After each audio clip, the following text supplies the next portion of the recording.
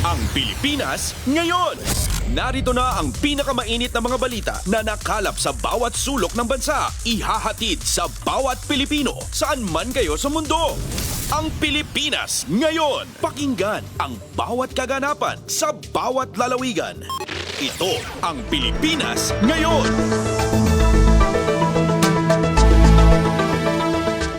Magandang araw sa ating mga tagapakinig. Welcome po muli sa ating programang Ang Pilipinas Ngayon. Napapakinggan po ninyo saan mang bahagi ng mundo sa pamamagitan ng ating himpilang Radyo Pilipinas World Service ng Presidential Broadcast Service. Napapakinggan po tayo sa Radyo Pilipinas World Service audio streaming sa inyong mga PBS receiver app at sa Radyo Pilipinas World Service official Facebook page at YouTube channel. Ito po si Bea Gaza de Guzman. Samahan po ninyo ako sa kabuuan ng ating programa ngayong araw.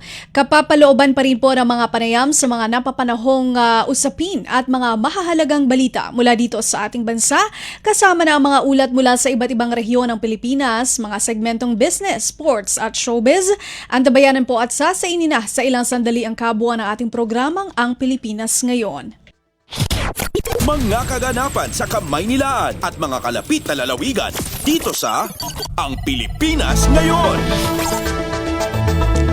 Okay, bago po tayo pumunta sa ating balitaan ay syempre eto po dahil nalaman natin na meron pong 3 araw na prayer rally na isasagawa. Magsisimula ito November 16 hanggang November 18.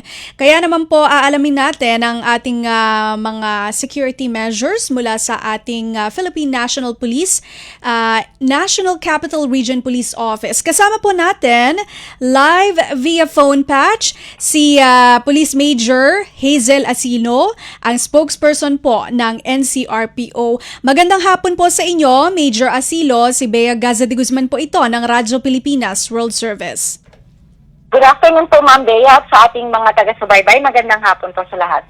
Magandang hapon at maraming salamat po sa pagpapaunlak. Ngayon, eto nga sabi ko, makikibalita kami sa inyo sa preparations, sa security preparations dito po sa 3 araw na prayer rally na isasagawa. Mga ilang kapulisan po ng NCRPO ang ide-deploy para sa monitoring and safety ng mga dadalo sa upcoming 3-day prayer rally.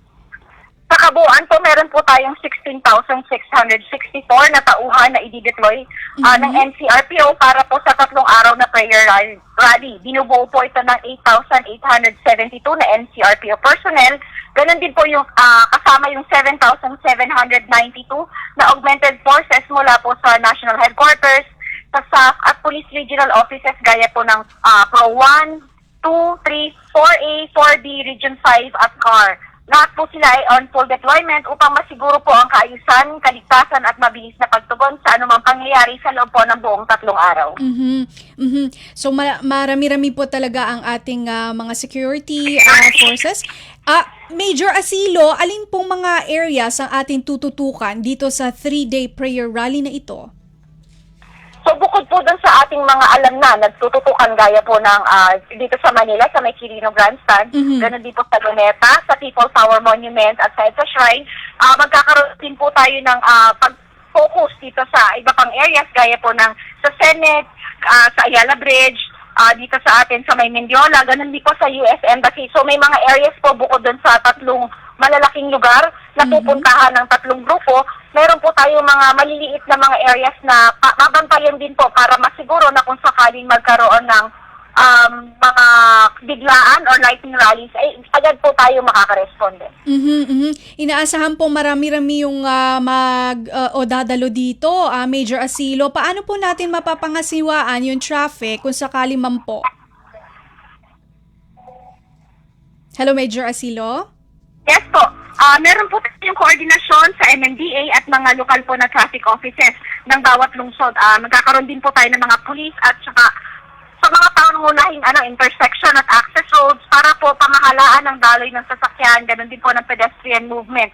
Naka-standby din po yung ating quick clearing operations sakaling magkaroon po ng mga pagsikip o aberya. Ang traffic management plan po ay pinag-isa ng MMDA at NCRPO para ma-check na hindi po maaantala ang galaw ng mga motorista kahit may malakihan pong pagtitipon. May mga local government units na rin po na nag-post ng kanilang traffic rerouting plan para sa ganun maiwasan po ng ating mga kababayan ang lugar na pansamantalang maapektuhan ng congestion. And Major Asilo, may collaboration po ba ang PNP sa ibang ahensya ng pamahalaan bilang katuwang po dito sa pagbabantay sa prayer rally? Yes po, since malakihan po itong rally, meron po tayong koordinasyon sa iba't ibang ahensya para po siguraduhin na magiging maayos po at peaceful po itong pagkakandak po na ito ng prayer rally ng 3 araw na ito. And Major, last na lang po ang inyong paalala po sa publiko o mensahe para po sa pagtitiyak ng seguridad sa mga dadalo po. Sa ating po mga kababayan, hinihiling po namin ng inyong kooperasyon. Ang NCRPO po ay lubos na nakahanda upang sakin ang 3 araw na prayer rally ay magiging maayos, ligtas at mapayapa. Pinihikayat po namin ng lahat na sumunod sa mga itinakdang batas, umiwas sa pagtutulukan at siksikan, bantayan ang kanilang gamit at agad pong lumapit sa pinakamalapit na pulis kung may makita po silang kahina-hinalang tao at sitwasyon.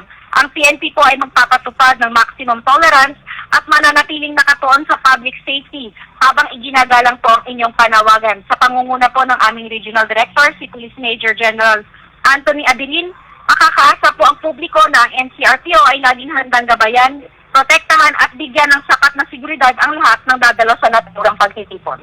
Maraming salamat po, Major Asilo. Mabuhay po kayo. Ingat po. Maraming salamat po.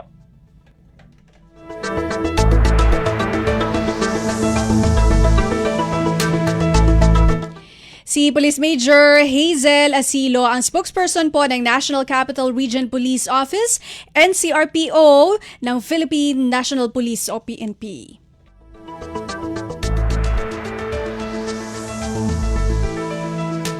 Sa kaugnay na balita, nanawagan si Department of the Interior and Local Government o DILG Secretary John Vic Remulla para sa mapayapa at maayos na pagdadaos ng rally ng Iglesia ni Cristo sa Quirino Grandstand mula November 16 hanggang November 18. Ayon kay Remulla, nakikiisa ang DILG sa panawagan para sa katotohanan, pananagutan at hustisya, ngunit tungkulin din ng ahensya na tiyaking ligtas at payapa ang lahat ng aktibidad para sa nasabing pagtitipon. Kabilang dito ang mahigpit na seguridad lalo na sa paligid ng Malacanang upang maiwasan ang anumang kaguluhan. Pinaalalahanan din ng kalihim ang mga magulang na bantayan ang kanilang mga anak at tiyaking hindi sila sumasama sa mga grupong posibleng manggulo. Paliwanag dito, protektado ng saligang batas ang karapatang magpulong at magpahayag, ngunit hindi kasama rito ang anumang panggugulo o pananakit at agad na papanagutin ang sinumang lalabag. Una nang iniulat ng Philippine National Police o PNP na mahigit 16,000 pulis ang ide-deploy para matiyak ang kapayapaan at kaayusan sa buong 3 araw ng protesta. Pasada ng mga balita mula sa Pilipinas para sa mga Pilipino saan man sa mundo. Ang Pilipinas ngayon. Sa pagpapatuloy po ng ating balitaan, umaasa si Pangulong Ferdinand R. Marcos Jr. na maaaresto na ang mga responsable sa maanumalyang flood control project. 5 buwan ito pagkatapos ng kaniyang tahasang pagsiwalat sa kaniyang 2025 State of the Nation Address o SONA. Una na naghain ang Office of the Ombudsman ng patong-patong na graft and malversation cases laban sa mga opisyal ng Department of Public Works and Highways o DPWH at iba pang mga kontraktor dahil sa ghost projects, overpricing at pandaraya sa bidding ng control programs o flood control programs sa gitnang Luzon, Hilagang Luzon at Mindanao. Palagay ko, hindi palagay ko, alam ko, bago magpasko, marami dito sa napangalanan dito ay palagay ko, matatapos na yung kaso nila, buo na yung kaso, makukulong na sila. Wala silang Merry Christmas. Before Christmas, makukulong na sila. Si Pangulong Ferdinand R. Marcos Jr. Kumpleto, detalyadong balitaan, di papahuli sa mahahalagang kaganapan. Kamustahin ang inang bayan, ang Pilipinas ngayon. Sinabi pa ni Pangulong Ferdinand R. Marcos Jr. na nakatitiyak ang publiko na airtight o matibay ang kasong isinasampa sa mga sangkot sa kontrobersyal na flood control project. Dagdag nito, hindi makukontento ang pamahalaan sa symbolic prosecution lamang. Lahat ani ng ebidensyang ipinresinta rito ay susuporta sa pagpapakulong sa mga nananamantala sa pera ng taong bayan. Kaya tinitiyak namin na pagka kami ay sumampa ng kaso, yung kasong yan ay hanggang sa dulo ay matibay ang kaso at kung sino man ang mga guilty ay sila naman talaga ay mananagot at kung kailangan at kung huhusgahan sila ng korte ay makukulong sila. Si Pangulong Ferdinand R. Marcos Jr. Pasada ng mga balita mula sa Pilipinas para sa mga Pilipino saan man sa mundo. Ang Pilipinas ngayon. Pangulong Ferdinand R. Marcos Jr. hinikayat palalo ang mga Pilipino na isumbong ang nakikitang irregularidad sa proyektong infrastruktura ng pamahalaan. Kabahagi pa rin ito anya ng laban kontra korupsyon. Si Alvin Baltazar sa balita. Patuloy ang panawagan ni Pangulong Ferdinand R. Marcos Jr. sa publiko na iparating sa kanila ang mga proyektong sa tingin nila ay nababalot ng katiwalian. Ayon sa Pangulo, napakahalaga ng impormasyon na ibinibigay ng taong bayan sa gitna ng lalo pang pinaiigting na kampanya ng gobyerno kontra irregularidad. Mula nga sa mga sumbong na ipararating sa kanila sa pamamagitan ng sumbong sa Pangulo website ay kanila itong titignan at iimbestigahan. Kaugnay nito ay sinabi ng punong ekutibo na mas maganda kung malalakipan ng ebidensya ang isang sumbong. Sa datos naman na inilahad ng Chief Executive ay higit ng 20,000 mga sumbong ang naiparating sa sumbong sa Pangulo website. Pakinggan natin si Pangulong Ferdinand R. Marcos Jr.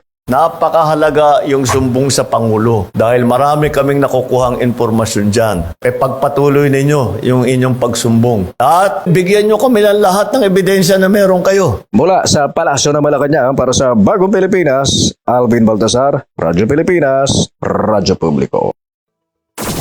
Kumpleto, detalyadong balitaan, di papahuli sa mahahalagang kaganapan. Kamustahin ang inang bayan, ang Pilipinas ngayon. Mga pagbabago sa sistema ng pamahalaan ipinatutupad na ng administrasyon upang maiwasan ang pananamantala.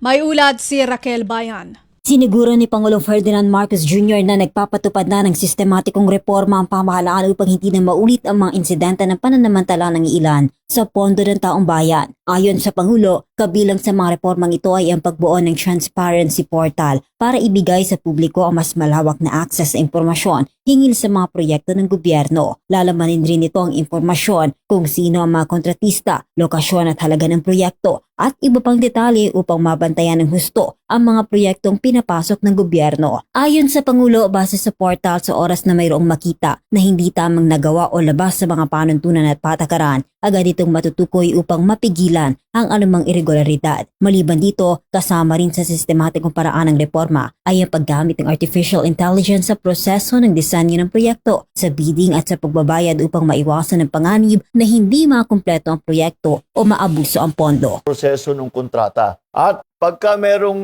hindi tama ang takbo ng proseso ng kontrata, ay magfa-flag yan. Kailangan tignan nyo ulit ito dahil mukhang may problema, hindi tama ang ginawa. At may question kung talaga bang merong project na ganyan. May nag-question kung maganda ba ang pag-implement ng proyekto. Kaya gagamitin natin lahat ng paraan na nasa atin, pati nga hanggang AI, lahat ng smart technology na ating nakikita na lumalabas, ay gagamitin natin lahat yan. Mula sa Malacanang para sa Bagong Pilipinas, Raquel Bayan, Radyo Pilipinas, Radyo Publiko.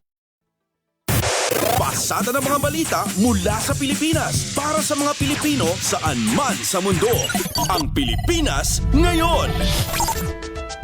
Patuloy pa rin ang pagtugon ng pamahalaan sa naging epekto ng Super Typhoon Uwan sa mga apektadong lugar. Personal na ininspeksyon ni Pangulong Ferdinand R. Marcos Jr. ang mga nasirang bahay sa Barangay Tubli sa Caramwan, Catanduanes. Ayon sa Pangulo, may mga tahanan na napinsala dulot ng storm surge at malakas na hangin at pag-ulan. Anya tutulong ang pamahalaan sa pagsasaayos ng kanilang mga tahanan.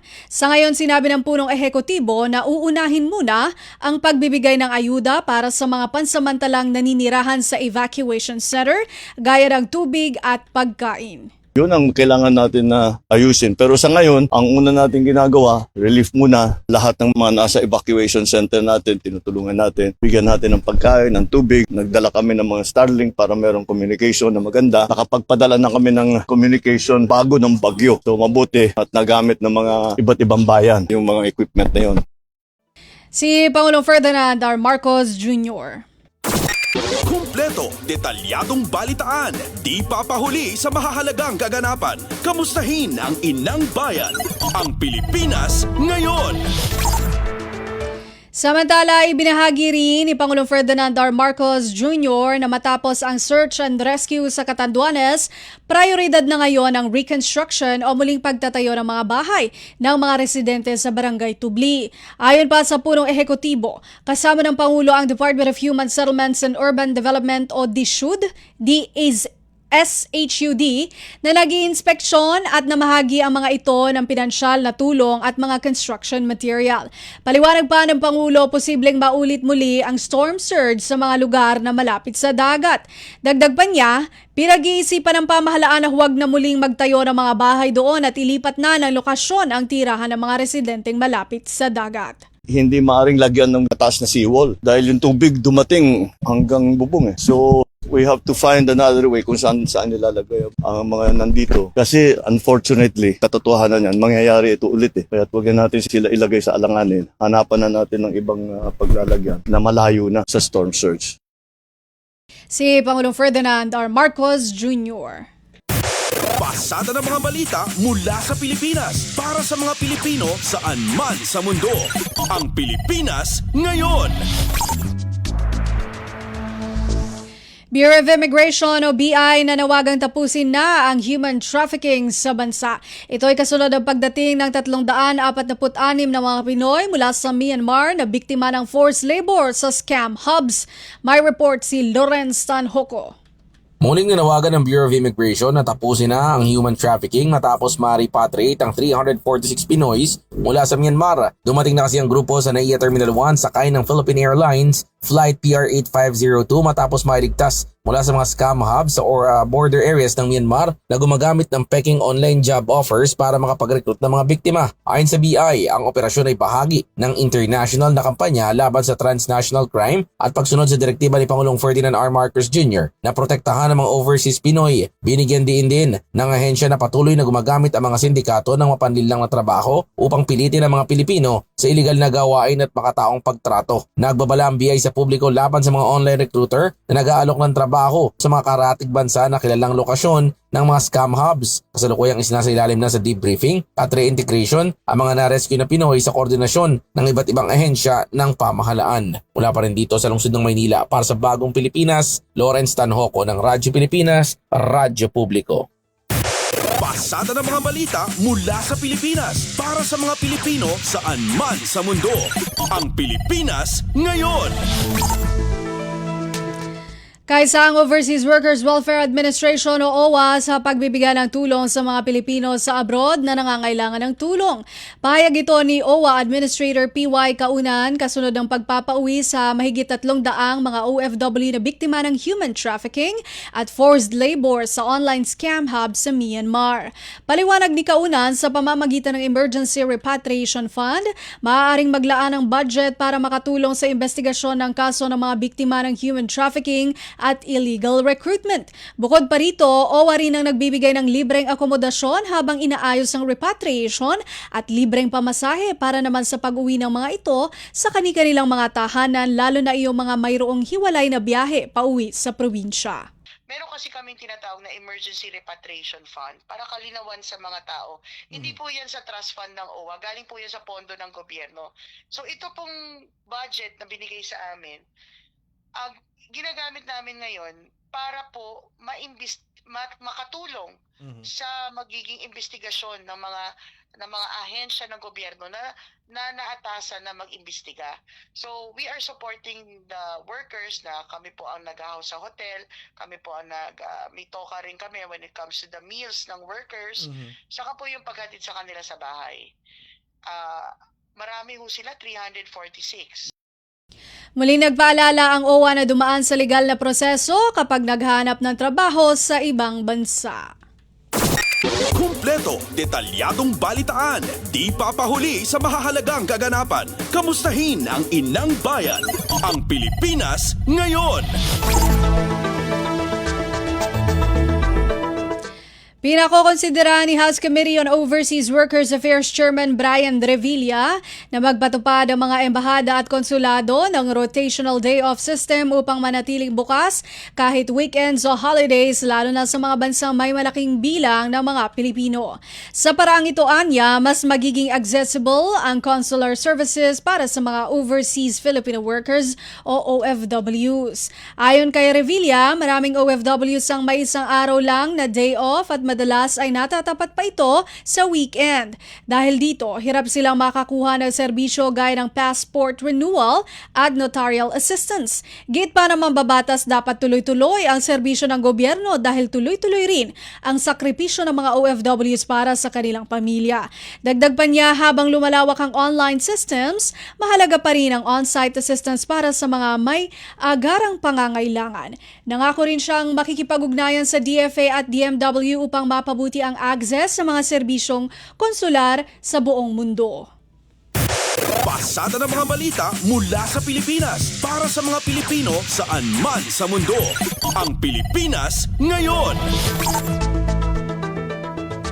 Department of Social Welfare and Development o DSWD tiniyak na walang pagtatangi sa paghahatid ng relief efforts sa mga nasalanta ng mga kalamidad at sakuna.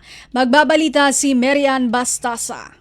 Siniguro ng Department of Social Welfare and Development na patas at walang anumang diskriminasyon sa pamamahagi ng tulong sa mga pamilyang nasalanta ng mga kalamidad at sakuna. Ayon kay DSWD ASEC, ay rin dumlaw hangad ng ahensya na mabigyan ng nararapat na ayuda ang lahat ng apektado anumang estado nila sa buhay. Ginawa ng ahensya ang paliwanag bilang tugon sa issue ng umano'y diskriminasyon sa pamahagi ng ayuda na binanggit ni Senator Erwin Tulfo. Paliwanag ni ASEC Dumlao, ang mga LGU ang unang tumutukoy at nag-a-assess sa mga residenteng dapat makatanggap ng tulong dahil sila ang mas nakakaalam sa sitwasyon sa kanilang lugar. Ang DSWD naman ay nagbibigal ng technical assistance at karagdagang resources sa mga LGU para matugunan ang pangailangan ng mga apektadong pamilya, kabilang narito ang relief augmentation, pamamahala sa evacuation centers at pag-validate ng listahan ng mga benepisyaryo. Tiniyak din ng DSWD na may mga grievance desk sa lahat ng payout activities para agad matugunan ng mga reklamo o issue ng mga mamamayan hinggil sa distribusyon ng tulong. Mula sa DSWD para sa Bagong Pilipinas, Marian Bastasa, Radyo Pilipinas, Radyo Publiko. Kumpleto, detalyadong balitaan, di papahuli sa mahahalagang kaganapan. Kamustahin ang inang bayan, ang Pilipinas ngayon. Mga senador nakidalamhati sa pagpanaw ni Chief Presidential Legal Counsel at dating Senate President Juan Ponce Enrile. Narito si Nympha Asuncion. Nakidalamhati ang mga senador sa pagpanaw ni Chief Presidential Legal Counsel at dating Senate President Juan Ponce Enrile. Ayon kay Senate President Vicente Soto III, hanggang sa huling sandali ay inialay ni Enrile ang kanyang buhay sa pagseserbisyo publiko. Habang buhay anya mananatili ang alaala ni Enrile lalo na sa Senado at ang kanyang serbisyo para sa bansa ay hindi malilimutan ng mga Pilipino. Kinilala ni Senate Majority Leader Juan Ponce Enrile si Enrile bilang isang dakilang legal mind at tapat na lingkod bayan. Umaasa si Subiri na magsisilbing inspirasyon sa mga lingkod bayan ng dedikasyon na Enrile, pag-aaral sa mga issue, paggalang sa institusyon at pagbibigay ng buong puso sa paglilingkod sa mga mamamayan. Para naman kay Senador Jingo Estrada, higit pa sa pagiging mentor, si Enrile ay naging father figure na ang karunungan, paggabay at suporta ay naghubog sa kanyang unang 2 termino sa Senado. Kinilala naman ni Senador Sherwin Gatchalian bilang isang great statesman si Enrile na humawak ng iba't ibang posisyon sa gobyerno at ilang termino bilang senador. Isang mentor rin na itinuturing ni Senador Joel Villanueva si Enrile na aalalahanin ang dating Senate President bilang isang guiding figure na nagtaguyod ng independence ng Senado at ng prinsipyo ng checks and balance sa pamahalaan. Naging Senate President si Enrile mula taong 2008 hanggang 2013. Sa ngayon ay naka-half-mast na ang watawat ng Pilipinas sa tapat ng gusali ng Senado bilang pakikidalamhati sa pagpanaw ng dati nitong leader. Mula Senado para sa Bagong Pilipinas, Nympha Asuncion. Pasada ng mga balita mula sa Pilipinas para sa mga Pilipino saan man sa mundo. Ang Pilipinas ngayon. Finance Secretary Ralph Recto nagpaabot ng pakikiramay sa pagpanaw ni Chief Presidential Legal Counsel at dating Senate President Juan Ponce Enrile. Si Melanie Valdez-Reyes sa report. Nagpaabot ang kanyang taus-pusong pakikiramay si Finance Secretary Ralph Recto sa pagpanaw ni Chief Presidential Legal Counsel Juan Ponce Enrile. Ang dating Senate President ay isa sa pinakamatagal na naglingkod sa gobyerno at naging haligi ng batas sa Pilipinas. Sa kanyang Facebook post, sinabi ni Recto na ang legasiyang iiwan ni JPE ay aalalahanin ng may respeto at pagkilala. Matatandaang nagkasama sina Recto at Enrile sa Senado at parehas na nagsilbi sa gabinete ng Administrasyong Marcos Jr. Sa pagpanaw ni JPE, ipinaubot ng kalihim at ng buong Department of Finance ang pakikiramay sa pamilya, mga kaibigan at ng naiwan ng dating Senate President. Para sa Bagong Pilipinas, Melanie Valdez-Reyes, Radyo Pilipinas, Radyo Publiko. Kumpleto, detalyadong balitaan, di papahuli sa mahahalagang kaganapan. Kamustahin ang inang bayan, ang Pilipinas ngayon. National Defense ipinagluluksa ang pagpanaw ni dating Defense Minister at Chief Presidential Legal Counsel at dating Senate President Juan Ponce Enrile. Detalye mula kay J. Mark Dagala. Ipinaglulukta ng Department of National Defense sa pagpanaw ni dating Defense Minister at Chief Presidential Legal Counsel Juan Ponce Enrile. Sa pahayag ng DND, kanilang itinuturing si Enrile bilang icon sa pagpapanday ng defense policy at strategy ng bansa. Ang kanyang mahabang karera bilang lingkod bayan ay malinaw ng pagpapakita ng kanyang hindi matitinag na pagmamahal sa bayan na laging tatanawin ng mga Pilipino. Si Enrile ay nagsilbing ika-19 at ika-20 Defense Minister at Secretary sa panahon ni dating Pangulong Ferdinand Edralin Marcos Sr. Matapos ang People Power Revolution noong 1986, inuha rin si Enrile bilang Defense Secretary ni dating Pangulong Corazon Aquino bilang pagkilala, pasasalamat at pagpupugay sa mga naiambag ni Enrile sa kagawaran ng mahabang panahon. Inilagay sa hapmas ang watawat ng Pilipinas sa harap ng tanggapan ng DND sa Campo Aguinaldo. Para sa Bagong Pilipinas, J. Mark Dagala, Radyo Pilipinas, Radyo Publiko. Pasada ng mga balita mula sa Pilipinas para sa mga Pilipino saan man sa mundo. Ang Pilipinas ngayon.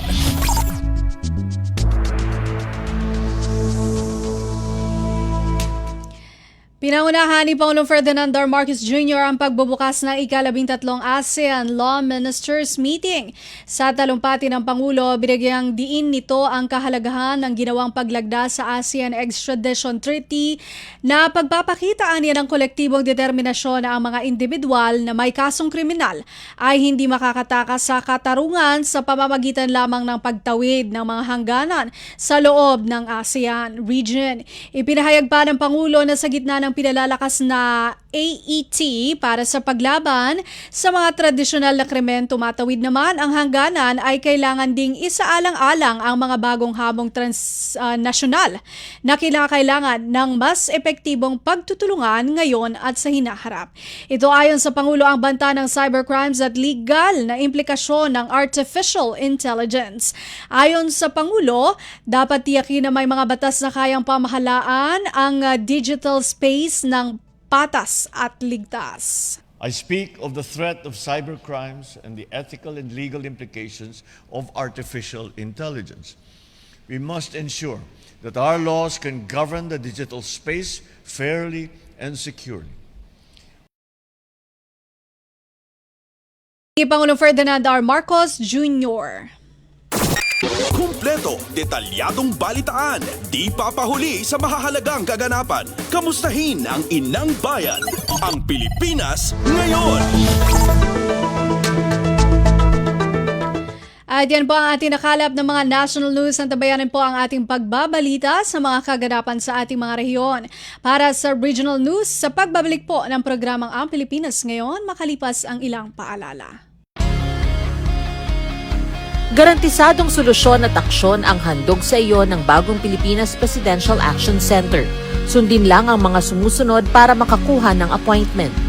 Para sa wala pang eGov PH app account, panoorin ang video para malaman kung paano gumawa ng account. Kung meron ng account sa eGov PH app, mag-login dito. Saka hanapin ang online registration tab para sa Bagong Pilipinas Presidential Action Center. Pindutin ito para makita ang available na government services. Piliin ang serbisyo na iyong kailangan mula sa listahan. I-upload ang requirements ng serbisyong kailangan mo. Pumili ng petsa at oras kung kailan nais pumunta sa Bagong Pilipinas Presidential Action Center. I-submit na ang iyong application at bigyan ng pagkakataon na ma-review ang iyong isinumiting requirements. Hintayin ang QR code para sa kumpirmasyon ng iyong schedule. Makakatanggap ka ng text message para malaman kung naaprubahan ito.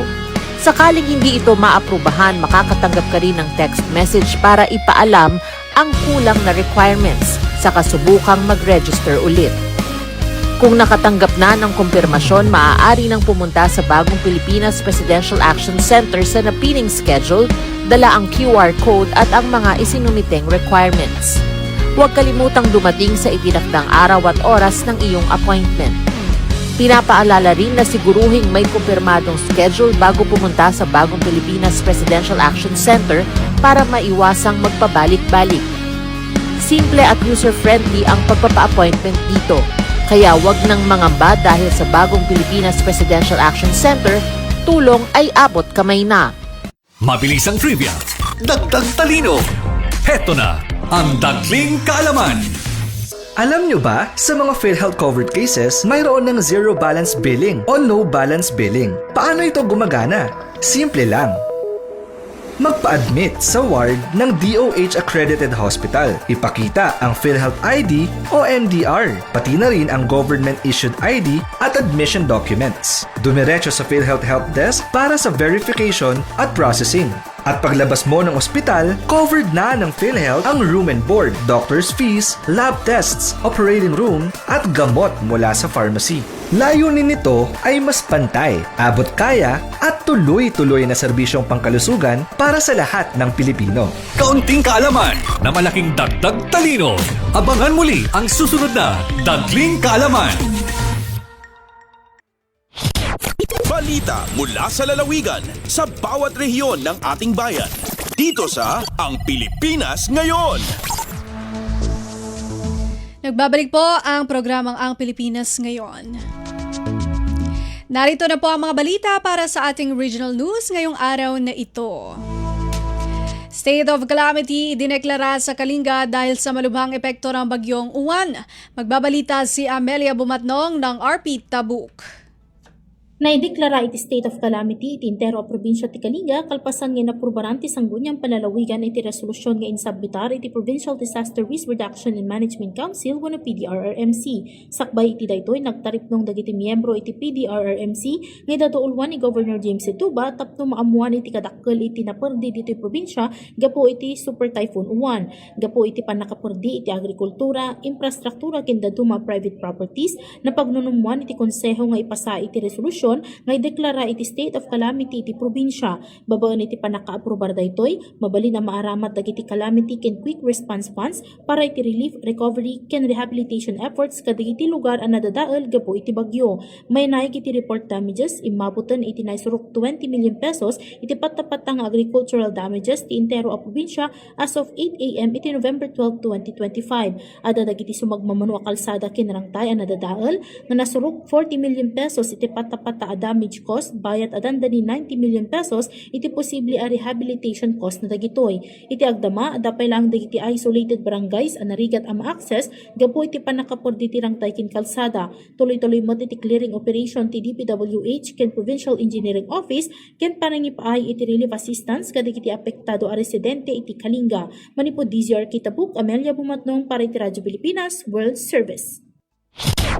Balita mula sa lalawigan sa bawat rehiyon ng ating bayan. Dito sa Ang Pilipinas Ngayon. Pamamahagi ng relief goods sa mga naapektuhan ng Super Typhoon Uwan sa lalawigan ng Pangasinan, tuloy-tuloy na isinasagawa ng pamahalaang panlalawigan. Si Verna Beltran Adaba ng RP Dagupan sa balita. Kasumpalan niya indalan ng Super Typhoon Uwan no inra sa probinsya na Pangasinan so sakay at sari probinsya ya akalit na maksilya dagam tuloy-tuloy so panangiiter na provincial government na sa assistance tan relief goods at sari residente yan naapektuan unong at gangan nun Governor Ramon Gico III dad pa na maglay na Provincial Social Welfare and Development Office dad bali na linggayen sari pamilyan temporaryon inmalis at Narciso Ramos Sports and Civic Center tan sari inmalis at Municipal Evacuation Center so naitdan na relief food packs singa sebelas kan goods, tan kape, lugan na pimawilari aromi evacuees at kaabungan daran niya, piyan manlinis tan mga pigari at deralya kagawaan, lapod say maplisya danumyan ng lapod dayat, singaga na storm surge, nun kapaglayan niya bagyo. Likod at bali na linggayen, akaawat mat na tulong iraepektadon pamilya, jad bali na mga taram. Likod at sari imbunog ya relief goods yan ang lapod probinsya, 5 mat sugi kusina at pigaran bali, piyan mangitera, iampatang ni Aroscaldo at sari residente, 5 so feeding team at sa Aribali na Mangaldan, San Jacinto, San Fabian, Pozorubio, Alaminos Evacuation Center, tan Western Pangasinan District Hospital jad syudad ya Alaminos. Tuloy mo so clearing operations ya gagawon jad lugar tan jad sari karsada ya mamaarap at Kapitolyo. Kasumpalan na maksilya dagem ya inawit na bagyo. Lapod tuloy-tuloy ya panaglinis ilaloan ya umpawil at normal so probinsya na Pangasinan tan makapangiter na regular na serbisyo para sa Pangasinense kasumpalan na ginaway Super Typhoon Uwan. Malalapod Radyo Pilipinas Dagupan, Shak si Verna Beltran Adaban para Radyo Pilipinas World Service. Balita mula sa lalawigan sa bawat rehiyon ng ating bayan. Dito sa Ang Pilipinas Ngayon. 25 persons deprived of liberty o PDL sa Calamba City Jail sumailalim sa dressmaking assessment. Ang detalye mula kay Mara Grezula ng RP Lucena. Sumailalim sa 3 araw na assessment sa dressmaking ang 25 babaeng persons deprived of liberty o PDL sa Calamba City Jail Female Dormitory matapos ang 35-day training na isinagawa sa pakikipagtulungan ng TESDA Laguna Lake Development Authority. Ayon sa pabatid ng BJMP Calamba City Jail Female Dorm, layunin ng assessment na masukat ang kaalaman at kasanayang natutuhan ng mga kalahok bilang paghahanda sa pagkakaloob ng National Certificate o NC2 sa dressmaking na magbubukas ng oportunidad sa trabaho o pagnenegosyo kapag sila ay nakabalik na sa lipunan. Ayon kay Jail Inspector Maria Gemma L. Acoba, hepe ng Calamba City Jail Female Dorm, ang edukasyon at kasanayan ay mahalagang hakbang tungo sa panibagong simula para sa mga PDL. Nakatakdang isagawa ngayong buwan ang graduation ceremony para sa mga magtatagumpay sa assessment. Ang programa ay bahagi ng patuloy na inisyatiba ng BJMP para sa rehabilitasyon at pagbibigay kakayahan sa mga PDL sa pamamagitan ng edukasyon at pagsasanay. Mula sa Lucena, ito si Mara Grezula para sa Radyo Pilipinas World Service. Balita mula sa lalawigan sa bawat rehiyon ng ating bayan. Dito sa Ang Pilipinas Ngayon. 24 na persons deprived of liberty o PDL ng Bureau of Jail and Management Penology or BJMP Puerto Princesa City sumailalim sa National ID On-Site Registration at Awareness Campaign ng Philippine Statistics Authority o PSA. Magulat si Lizel Pilapil ng RP Palawan.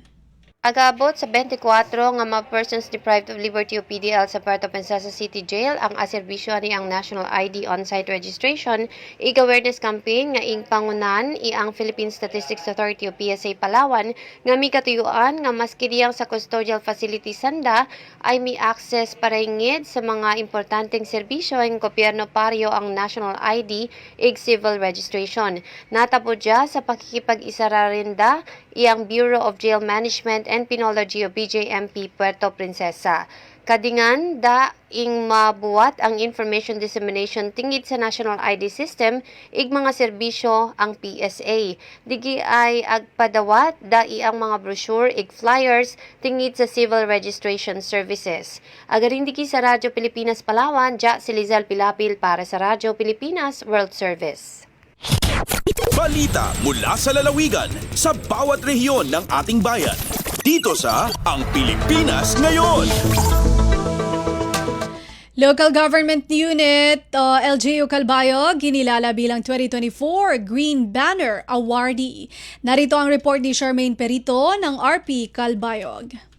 Ginkilala sa National Nutrition Council Region 8 o Regional Nutrition Committee ang kahusayan sa City Government of Calbayog sa pagpatuman mga programa parte sa nutrisyon para sa tuig 2024. Ang prestihiyoso nga Green Banner Seal of Compliance ang gina-award sa mga LGUs nga nakakuha outstanding performance nga may total score nga at least 85% ug diri mahamubo 60% kada dimensyon base sa resulta sa monitoring and evaluation of local level plan implementation ug validation visits sa Regional Nutrition Evaluation Team. Lain sini, ginkilala liwat si Calbayog Local Nutrition Focal Point Dr. Roy Maribuhok como usa sa mga Provincial City Nutrition Action Officer ug como Regional Outstanding City Nutrition Action Officer. Ining mga pagkilala ang pagpamatuod sa dedikasyon sa syudad sa pagpaduso ug pagpauswag sa panlawas ug nutrisyon sa mga residente. Tikang sa Radyo Pilipinas Calbayog, Charmaine Perito, Radyo Pilipinas World Service. Balita mula sa lalawigan sa bawat rehiyon ng ating bayan. Dito sa Ang Pilipinas Ngayon. Surigao del Sur, Governor Johnny Pimentel binigyang diin ang kahalagahan ng kapayapaan at pagbabalik loob sa komunidad. Mag-uulat si Nerissa Espinosa ng RP Tandag. Gitinaw ni Surigao del Sur Governor Johnny Pimentel o Caraga Regional Peace and Order Council o RPOC Chairperson ang importansya sa kalinaw ug pagbalik sa sabakan sa kagamhanan nga mo'y padayon nga gitinguha sa kagamhanang probinsyal.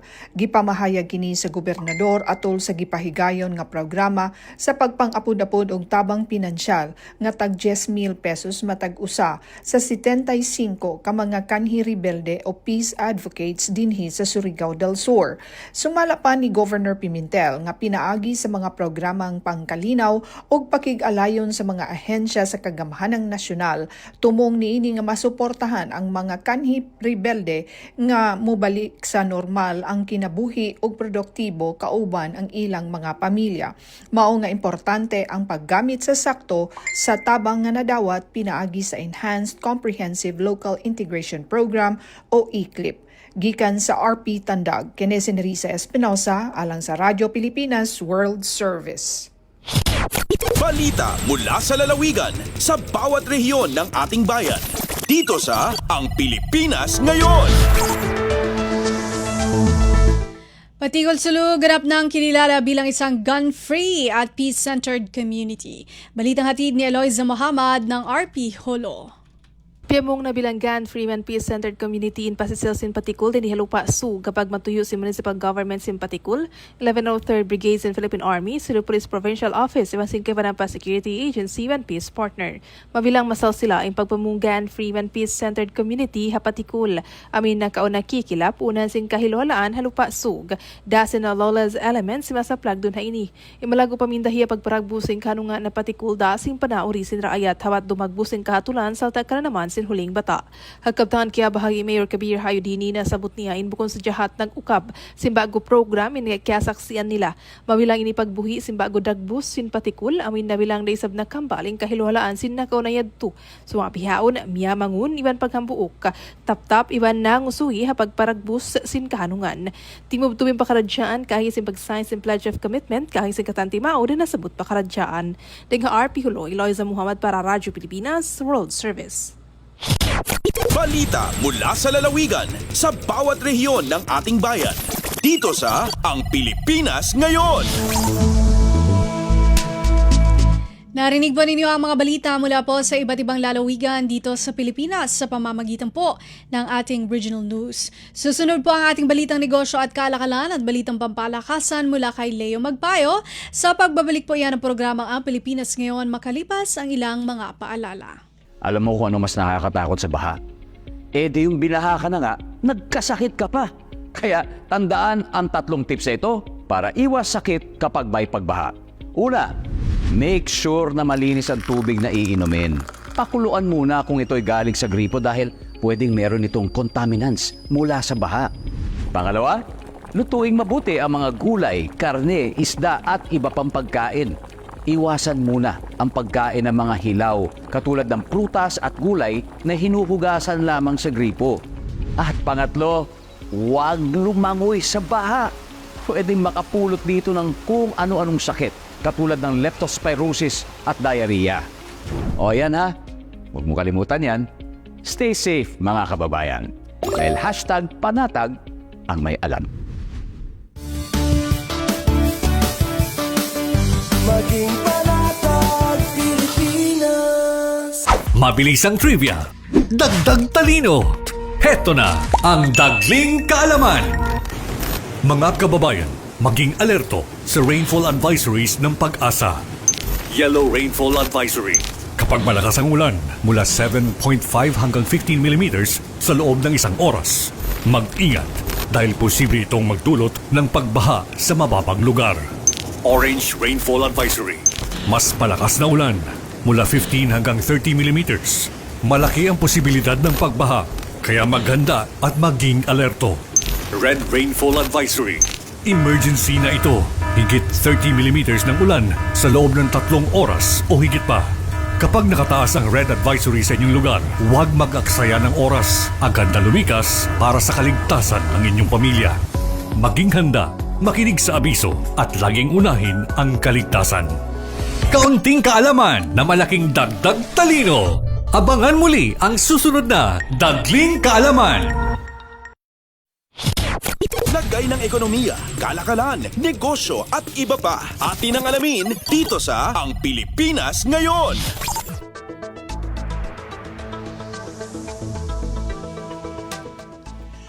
At nagbabalik po ang ating programang Ang Pilipinas Ngayon. Samantala, narito naman po ang balitang negosyo at kalakalan. Humina ang paglago ng micro, small at medium enterprises o MSMEs sa Pilipinas dahil sa patuloy na hirap sa pag-access ng credit. Ito ay ayon sa Asian Development Bank o ADB. Sa Asia SME Monitor 2025, binanggit ng ADB ang mga hadlang tulad ng kakulangan sa katanggap-tanggap na collateral, mataas na risk perception, at operational cost na nagpapahirap sa pagpapautang sa MSMEs. Sa pagtatapos ng 2024, may 1.2 milyong MSMEs sa bansa, katumbas ng 99.6% ng lahat ng rehistradong negosyo. Umabot sa 6.3 milyon ang kanilang empleyado, ngunit bumaba ng 1.8% ang employment taon-taon. Bagaman tumaas ng 10.8% ang pautang ng mga bangko sa MSMEs sa 540.92 billion pesos hanggang Hunyo 2025, ito ay 4.59% lamang ng kabuang loan portfolio, malayo sa 10% na itinakda ng Magna Carta for MSMEs. Sa ilalim ng batas, 8% ay dapat ilaan sa micro at small enterprises at 2% sa medium-sized businesses. Ayon sa ADB, kailangang tugunan ang mga issue gaya ng luma at limitadong credit assessment methods, kakulangan sa maasahang datos ng MSMEs at kawalan ng maayos na online registry para sa movable assets. Dagdag pa rito ang mabagal at hindi pantay-pantay na proseso sa mga lokal na pamahalaan ay nagpapabigat sa pagpaparehistro at pagsunod sa regulasyon. Ang mataas na interest rates, mababang financial literacy at kakulangan sa kaalaman sa formal na financing ay lalong pumipigil sa inobasyon at pagpapalawak ng MSMEs. Ayon sa ADB, kailangan ng reforma sa lending, digital infrastructure at polisiya upang mapalakas ang MSME sector. Lagay ng ekonomiya, kalakalan, negosyo at iba pa. Atin ang alamin dito sa Ang Pilipinas Ngayon.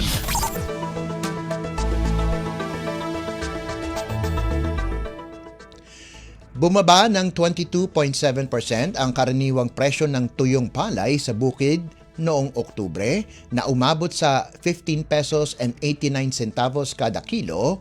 Ayon yan sa paunang ulat ng Philippine Statistics Authority o PSA, ngunit tumaas ito ng 1.9% kumpara sa nakaraang buwan. Mas maliit ang pagbagsak kumpara sa 30.5% na naitala noong Setyembre. Gayunpaman, wala ni isa sa 15 rehiyong nagtatanim ng palay ang nakapagtala ng pagtaas sa presyo taon-taon. Naitala ang pinakamataas na presyo sa Bangsamoro Autonomous Region in Muslim Mindanao o BARM sa 19 pesos and 62 centavos kada kilo. Mas mababa sa 24 pesos and 18 centavos noong nakarang taon at 20 pesos and 34 centavos noong Setyembre. Samantala, pinakamababa ang presyo sa Calabarzon sa 12 pesos and 26 centavos kada kilo mula sa 18 pesos and 10 centavos noong isang taon at 12 pesos and 70 centavos noong nakarang buwan. Sa gitnang Luzon, nasa 15 pesos and 14 centavos kada kilo ang average, mas mababa sa 20 pesos and 2 centavos noong nakarang taon, ngunit mas mataas sa 13 pesos and 98 centavos noong Setyembre. Ayon sa mga grupo ng magsasaka, pinatotohanan ng ulat ng PSA ang kanilang mga pangamba. Sinabi ni Jason Cainglet, Executive Director ng Samahang Industriya ng Agrikultura o SINAG, na halos hindi na mabawi ng 15 pesos and 89 centavos ang gastos sa produksyon na nasa 15 pesos kada kilo. Dagdag ni Cainglet, kulang ng 8 pesos ang kasalukuyang presyo kumpara sa makatarungang presyo na 23 pesos kada kilo ayon sa Executive Order number 101. Lagay ng ekonomiya, kalakalan, negosyo at iba pa. Atin ang alamin dito sa Ang Pilipinas Ngayon.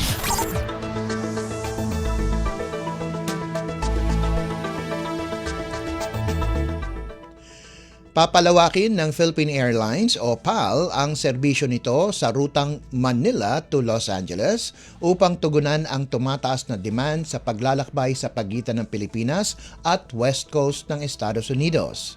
Simula Hunyo 1, taong 2026, madaragdagan ang direktang biyahe mula 14 hanggang 18 kada linggo. Sa kasalukuyan, 2 beses kada araw ang lipad ng PAL, ngunit magiging 3 beses kada araw tuwing Lunes, Miyerkules, Biyernes at Linggo sa susunod na taon. Ayon kay PAL President Richard Nuttall, mas mapapalawak nito ang access ng mga biyahero mula Los Angeles sa domestic at regional network ng PAL na magpapadali sa paglalakbay sa Pilipinas at Asia. Dagdag pa niya, pinatitibay nito ang ugnayang pang-ekonomiya ng Pilipinas at Estados Unidos. Tinatayang tataas ng hanggang 60 tonelada kada linggo ang kapasidad sa kargamento dahil sa dagdag na lipad. Makikinabang din ang mga pasaherong patungong Los Angeles sa mas malawak na koneksyon sa iba pang lungsod sa Amerika sa tulong ng mga partner airline ng PAL. Kamakailan, pumirma ang PAL ng interline agreement sa Southwest Airlines para sa mas maginhawang paglipat ng pasahero. Bahagi ito ng mas malawak na plano ng PAL na palawakin ang ruta sa North America. Kasalukuyang pinag-aaralan ang mga lipad patungong Las Vegas, Chicago at Houston. Ngayong taon, madaragdagan ang Manila to Seattle flights mula 3 hanggang 5 kada linggo simula Nobyembre 25. Sa Disyembre 16, ilulunsad ang 3 beses kada linggong direktang lipad mula Cebu patungong Guam. Lagay ng ekonomiya, kalakalan, negosyo at iba pa. Atin ang alamin dito sa Ang Pilipinas Ngayon.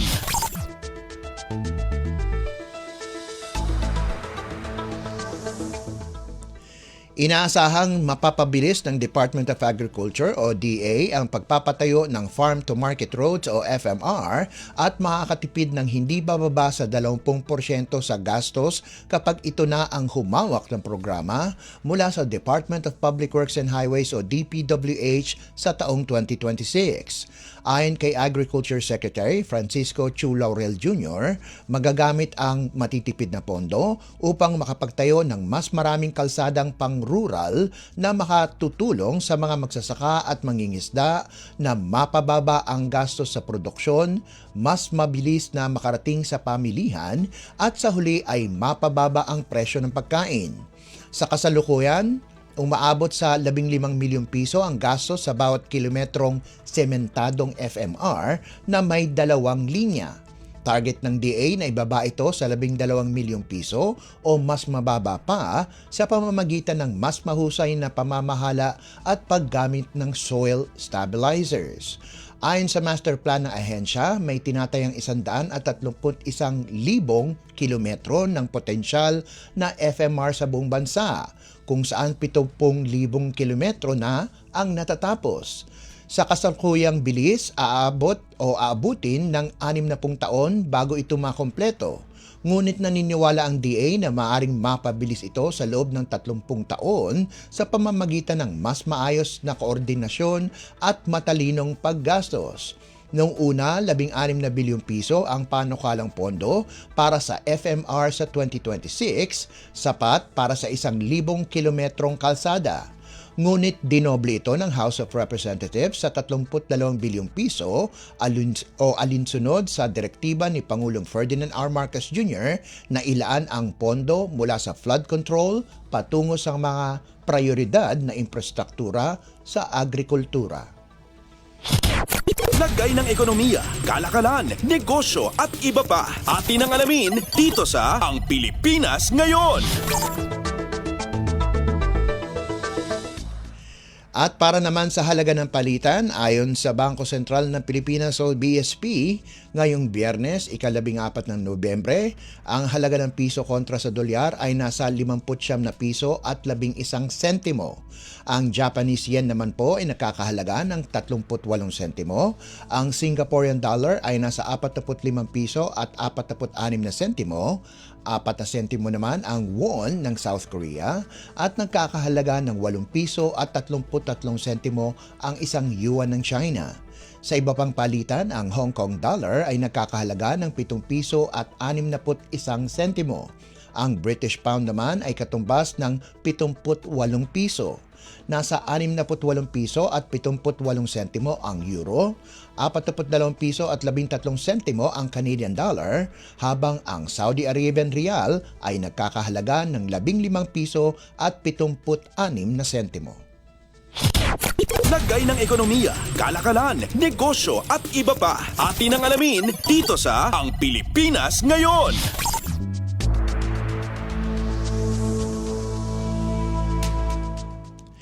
At yan po ang ating balitang negosyo at kalakalan. Samantala, antabayanan nyo naman po ang ating segmentong Sports Balita. Yan po sa pagbabalik ng ating programang Ang Pilipinas Ngayon, pagkalipas lang ng ilang paalala. Mas pinadali na ang government transactions sa tulong ng eGovPH Super App. Pwedeng-pwede mo nang magawa ang lahat ng ito. I-download ang eGov app sa iyong smartphone o tablet mula sa App Store o Google Play Store. Pagkatapos, ilagay ang iyong mobile number at i-authenticate gamit ang one-time PIN o OTP para marehistro ang iyong account. Saka ilagay ang iyong mga pangunahing impormasyon at kumpletuhin ang facial recognition technology para sa verifikasyon ng iyong pagkakakilanlan. Para sa mas mabilis at mas maayos na serbisyong panggobyerno, gamitin na ang eGovPH Super App. Mabilis ang trivia, dagdag talino. Heto na ang Dagling Kaalaman. Alam nyo ba na ang kasal ay isa sa pinakamatandang tradisyon sa mundo na nagsimula mahigit 5,000 taon na ang nakalilipas? Isinusuot naman ang singsing sa kaliwang kamay dahil pinaniniwala ang maiugat ng pag-ibig na diretso sa puso. At alam nyo ba, ang buwan ng Hunyo ang pinakapaborito para sa mga kasal dahil ipinangalan ito kay Juno, ang diyosa ng pag-aasawa. Dito sa Pilipinas, ang kasal ay tinuturing na sagradong sakramento, kaya't wala pa ring divorce law hanggang ngayon. Kaya tandaan, ang tunay na kasal ay hindi lang tungkol sa selebrasyon, kundi sa habang buhay na pangako ng pag-ibig at katapatan. Kaunting kaalaman na malaking dagdag talino. Abangan muli ang susunod na Dagling Kaalaman. Updates at pinakahuling mga usapin sa mundo ng palakasan. Atin ang pakinggan dito sa Ang Pilipinas Ngayon.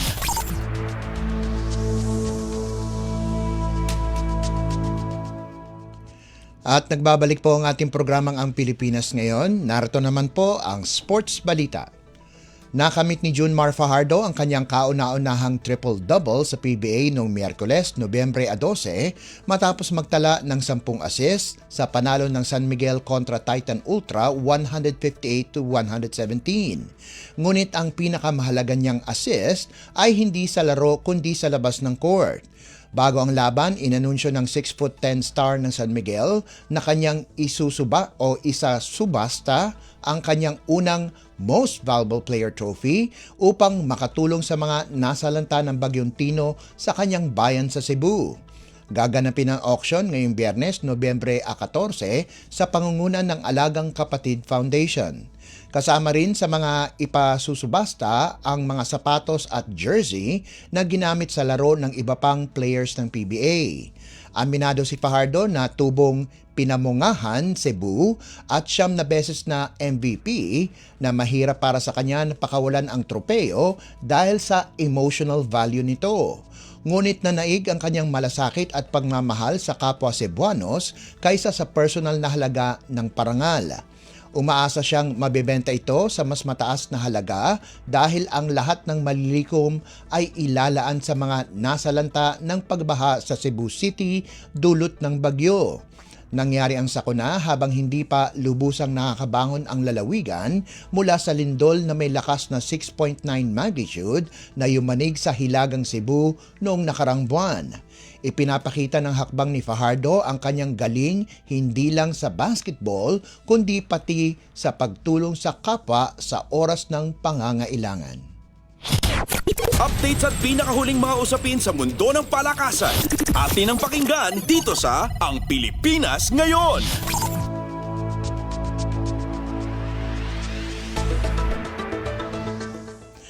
Matapos ang 4 na magkakasunod na pagkatalo, muling nabuhay ang kampanya ng University of Santo Tomas Growling Tigers para sa Final Four ng UAAP Season 88 Men's Basketball Tournament. Bumawi ang UST sa pamamagitan ng mahalagang panalo kontra University of the East 109-97 at umangat sa kartadang 6 na panalo at 5 talo. Nagbigay ng pag-asa ang panalo sa kanilang semis bid kung saan nangunguna pa rin ang National University, University of the Philippines at De La Salle University. Kasunod ng UST ang Ateneo, Adamson, Far Eastern University at UE. Ayon kay Team Captain Nick Cabanyero, pananampalataya ang nagsilbing sandigan ng kanilang pagkakaisa matapos mawala ang momentum mula sa magandang simula na 5-1. Ang maagang tagumpay ay nagbigay sa kanila ng tsansa sa semis, ngunit muntik itong mawala dahil sa sunod-sunod na pagkatalo. Sa natitirang mga laro sa elimination round, determinado ang Tigers na sulitin ang bawat laban. Bukod sa pagputol ng kanilang losing streak, muling nabuhay ang tiwala nila sa sistema at pamumuno ng koponan. Habang papalapit ang pagtatapos ng torneo, ang tibay ng loob at paniniwala ng UST sa isa't isa ang maaring maging susi sa kanilang pag-abot sa playoffs. Updates at pinakahuling mga usapin sa mundo ng palakasan. Atin ang pakinggan dito sa Ang Pilipinas Ngayon.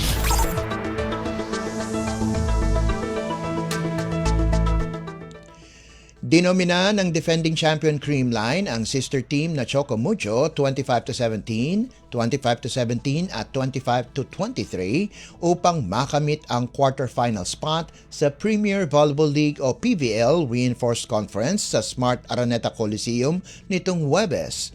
Umasa ang Coal Smashers sa import na si Coco Schwan na kumamada ng 15 puntos mula sa 12 attacks, 2 block at 1 service ace para sa kanilang ika-5 panalo sa loob ng 7 laro.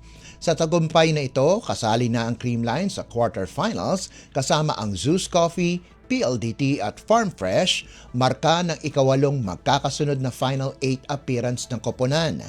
Bumagsak naman sa 2-5 ang kartada ng Choco Mucho dahilan upang malagay sa alanganin ang kanilang tsansa sa playoffs. Hindi nagpatinag ang Creamline mula umpisa hanggang dulo sa tulong ni Nashwan at Michelle Gumabaw sa opensa habang sina Pangs Panaga at Tots Carlos ang nanguna sa depensa. 8 sa 9 na puntos ni Gumabaw ay mula sa attacks. Si Panaga ay may 3 block at 7 puntos, habang si Carlos ay nagtala ng 8 excellent digs at 8 puntos. Nakakuha rin ng Creamline ng 26 na puntos mula sa errors ng Chocomucho.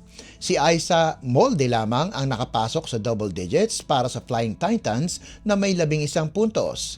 Si import Anis Smith ay pinasok mula sa bench sa unang set at naglaro ng buong third set, ngunit nagtapos lamang ng may 5 puntos. Updates at pinakahuling mga usapin sa mundo ng palakasan. Atin ang pakinggan dito sa Ang Pilipinas Ngayon.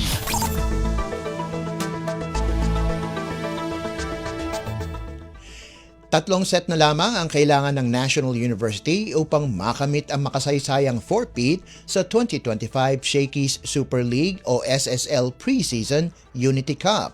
Matapos ang 5 set na panalo kontra University of Santo Tomas sa Game 1, target ng Lady Bulldogs ang tapusin ang serye sa Game 2 ngayong Sabado, Nobyembre 15, sa larong gaganapin sa Rizal Memorial Coliseum. Bagamat nananatiling walang talo ang NU, ipinakita ng Tigresses ang kanilang tibay sa dikit na laban, 15-25, 25-23, 25-17, 13-25 at 15-12. Bumawi ang Lady Bulldogs mula sa 2 puntos na pagkakalamang ng UST sa huling set sa pamamagitan ng clutch 5-0 run. Bukod sa kampanya sa SSL, layon din ng NU na makamit ang second straight season sweep matapos ang kanilang perpektong panalo sa National Invitational's Davao Leg, ngunit inaasahan nilang mas agresibo ang UST sa Game 2. Handang sumabay sina Ange Poyos, Regina Jurado, Marga Altea, Saiza Gula, Casey Carvalho at Detet Pepito sa lakas ng NU na pinangungunahan ni Nakantada, Celine Marsh, Chams Maaya, Kay Bombita, Vanch Alinsug, Lams Lamina at Shaira Hardyo. Samantala, magaganap din sa Sabado ang winner-take-all bronze match ng FEU at Adamson. Updates at pinakahuling mga usapin sa mundo ng palakasan. Atin ang pakinggan dito sa Ang Pilipinas Ngayon. At bilang pangwakas sa ating segmentong sports balita, nakapagtala ng bagong world record si powerlifter Reggie Ramirez sa kanyang weight division sa 2025 World Open Equipped Championships na ginanap kamakailan sa Cluj-Napoca, Romania. Ang tubong Ormoc City na lumalaban sa men's 59 kg division ay nag-reset ng record sa open deadlift na may bigat na 276.5 kg at nagdala sa kanya sa pagkapanalo ng gintong medalya. Tinalo niya si Lin Yi Chun mula sa Chinese Taipei na nagtala ng 255 kilograms para sa silver medal at si Franklin Leon mula Ecuador na nakapag-angat ng 245 kilograms sa kanyang pangalawang pagsubok para sa bronze medal.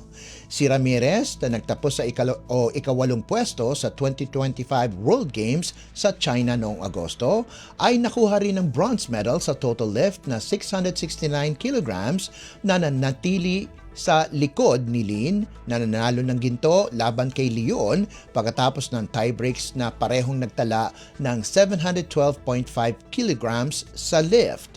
Samantala sa women's 47 kg division naman, si Veronica Ompod ay nagtapos lamang sa ikalimang pwesto ng may kabuang 427.5 kilograms matapos makuha ang ika-6 na squat o ika-6 na pwesto sa squat, ika-7 sa bench press at ika-4 sa deadlift.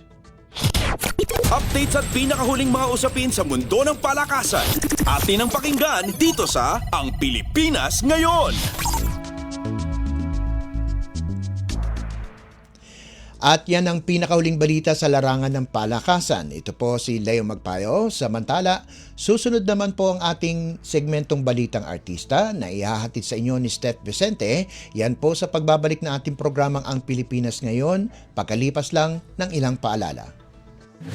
Paliwanag mo sa tao na hindi totoo yan. Dahil ang totoo Yung totoo ang dapat ninyong malaman. Nagkalat sa internet ang fake news o mali at fake news. Tinatapon niyo yung tao. What they are doing is creating panic. We say no. Yung pagkalat ng fake news. And some of it's dangerous. Sana iwasan po natin pagsispread ng fake news. At di magpapakalat ng disinformation at misinformation ang kasulukuyang administrasyon. Stop telling us fake news because you're wrong. Para sa totoo at mapagkakatiwalaang mga balita at impormasyon, Radyo Pilipinas. Ang latest, ang hottest sa showbiz and entertainment. Heto na sa Ang Pilipinas Ngayon.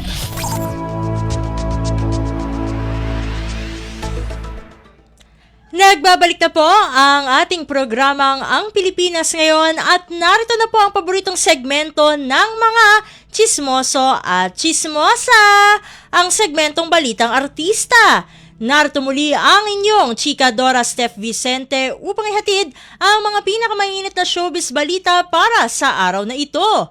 Hindi ko na patatagalin pa ang ating introduction at simulan na natin ang ratsyada ng mga chika. Ang latest, ang hottest sa showbiz and entertainment. Heto na sa Ang Pilipinas Ngayon. Inamin na nga ni AJ Raval sa publiko na mayroon na silang 3 anak ni Aljur Abrenica. Matatandaan taong 2021 lamang unang nagkakilala ang dalawa ng magkatrabaho sa pelikulang Nerissa. Quote-unquote, actually, Tito Boy, 5 na po, I have 5 kids. First one is Ariana, panganay ko po siya, 7 years old. And then, second one is Aaron, he's an angel, wala na po siya. And then third one is Alfina, yung panganay po namin ni Aljur, Junior, and then Abraham. Yan ang emosyonal na pagtatapat ni AJ sa programang Fast Talk with Boy Abunda. Mula nang magkabutihan na sina AJ at Aljur ay tinalikuran muna ng aktresang show business. Pansamantalang tumigil si AJ sa pagtatrabaho bilang isang artista dahil sa kanyang mga naranasang matinding online bashing sa social media mula nang maiugnay siya kay Aljur. Mayroong ilang netizens ang bumatikos kay AJ na siyang naging dahilan di umano ng hiwalayan nina Aljur at Kylie Padilla. Ngunit para sa anak ni Jeric Raval ay napapanahon na upang ipaalam sa publiko ang tungkol sa kanyang 5 supling. Ayon kay AJ, talagang magkasundo ang kanilang mga anak ni Aljur at ang 2 anak ng aktor kay Kylie na sina Alas at Axel.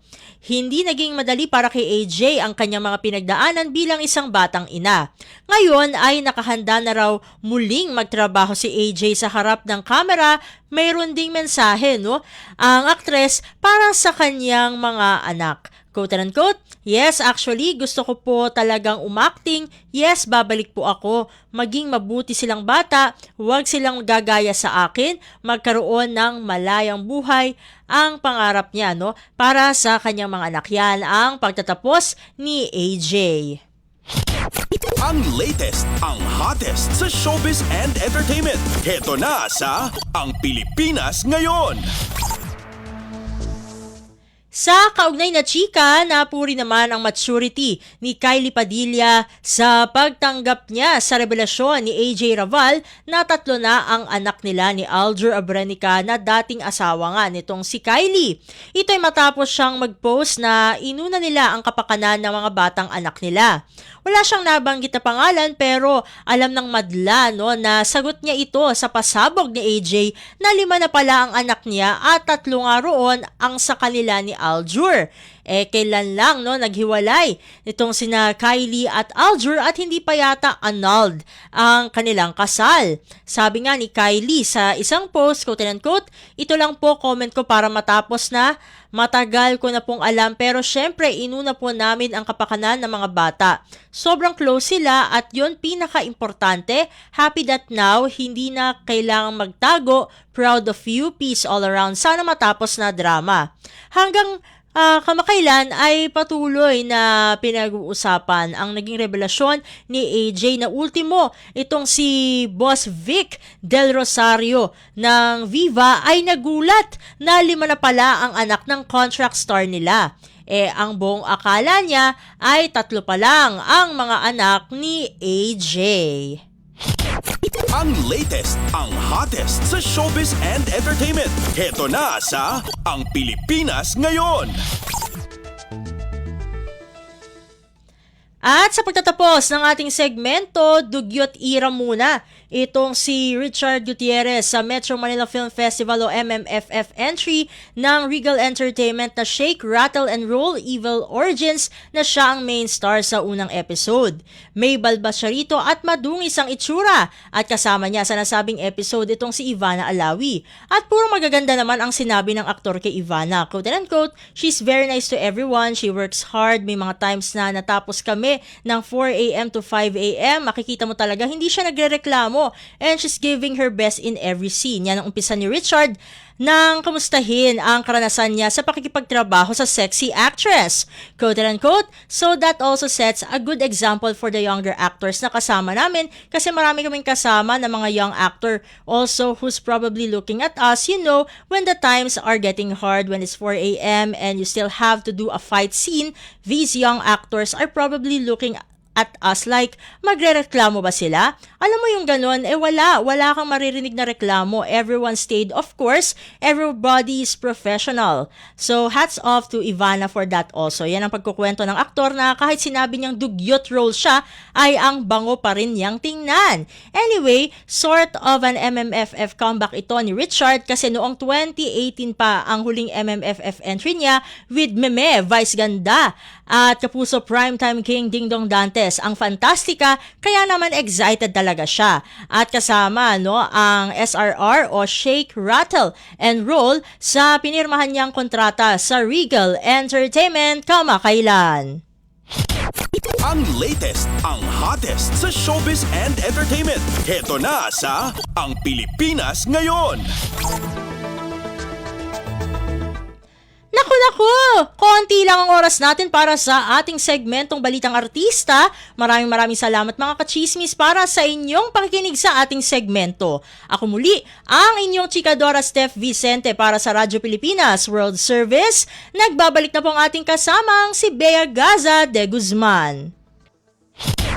Ang latest, ang hottest sa showbiz and entertainment. Heto na sa Ang Pilipinas Ngayon.